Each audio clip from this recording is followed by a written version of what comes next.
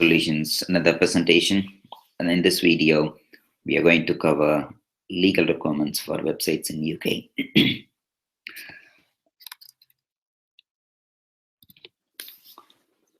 I'm trying to cover around 7 different pieces of legal frameworks here, and it includes some standards like PCI DSS as well. Please be aware the information provided in this video is only for your information and guidance purposes. Obtain a legal advice in case if you have specific queries about around your business. Please. First one is the company information. Every registered company should provide place of registration, registration number, and office address, along with if the company is in the process of winding up as well.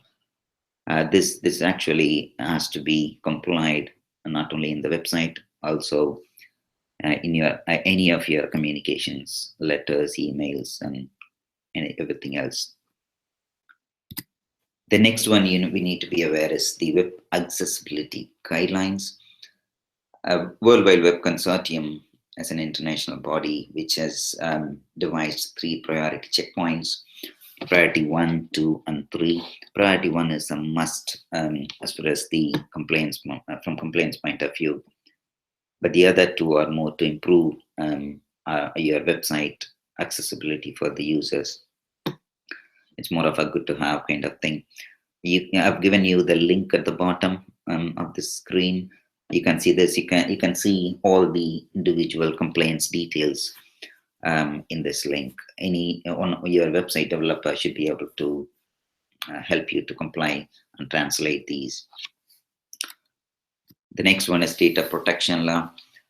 If you are capturing any details from the customer through either an inquiry form or a contact us kind of form, even if it is just the name and email address and phone number, this law applicable. We need to mention how we use this information, how we capture and how we use the data captured, and how we dispose or purge the data as well. You can use the privacy policy to explain these information.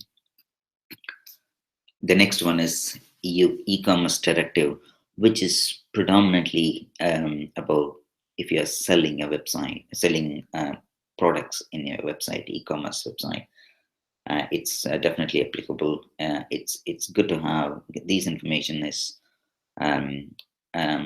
Is very useful for customers, even if you're doing brick and mortar offline sales as well. Predominantly, it's about the product information. What is the payment and delivery arrangements, including shipping, any tax information, also the terms of that sales as well. If you're doing any minimum contract or one-off sales, we need to provide all this information to the customer before they make the sale. These can be captured through terms and conditions, shipping details, refund policies. If you are getting a payment gateway provider, normally they will expect these policies and terms are provided in your website in a visible place for the customer. The next one is PCI DSS, Payment Card Industry Data Security Standard. This is applicable if you are capturing the credit card or debit card details from the customer during the purchase process, shopping in your shipping process. Sorry, in the purchase process. This is applicable only if you are storing the credit card details in your website, in your server.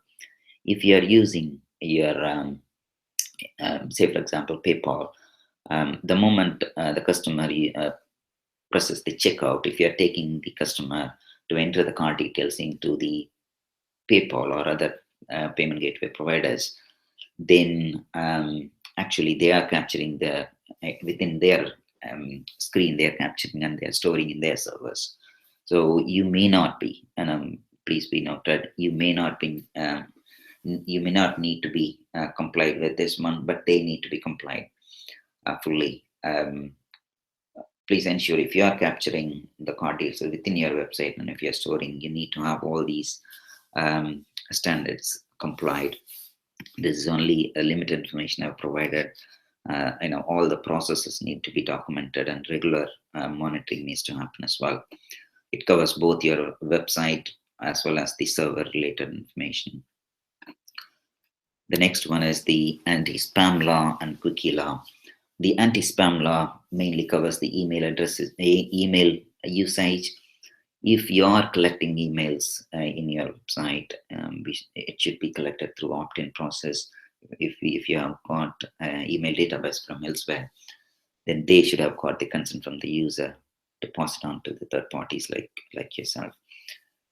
If you are using marketing campaigns, then you should provide an opt-out instruction to the customer in that email itself. The cookie law is the next important bit. Every website uses different forms of cookies, including likes of Google Analytics and AdSense kind of thing. You need to provide clear indication about what are the cookies in your websites. Your website is using, how they are capturing the information and disposing them as well. You need to get the consent from the user before they start using your website. You would have seen a small pop-up in many websites showing, asking for the consent before they start using the website. So these are the key legal and web standards every UK website should follow. Please contact your legal advisor if it is specific to your business and legal framework of applicability. Hope this video was useful to you. Hope you enjoyed it. If you liked it, please do like the video and share it for everyone else to be aware of it. Thank you very much for watching this video. Thanks and bye-bye from Vegam Soft Solutions team. Bye.